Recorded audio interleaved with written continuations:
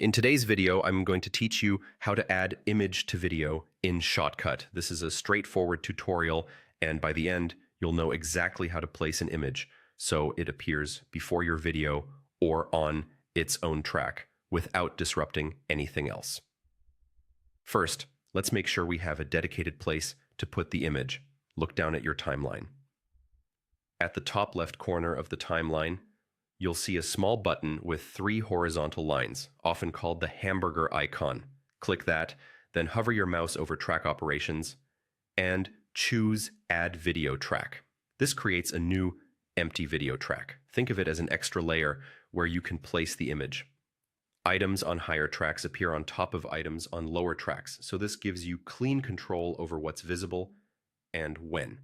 Now let's bring in the image you want to use. At the top of the timeline, click the image you want and confirm your choice. Shotcut will load the image into your project. With the image ready, drag it onto the video track you just added on the timeline. As soon as you drop it, the image becomes a clip, just like a piece of video.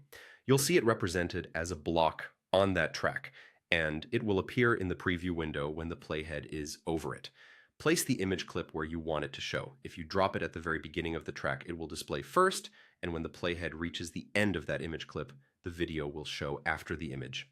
If your main video is already on a lower track or later on the same track, Shotcut will naturally continue playing the video as soon as the image ends. This layering approach is simple and keeps everything organized. A quick tip for best results: choose an image with a resolution that looks good in your project so it appears crisp when played back.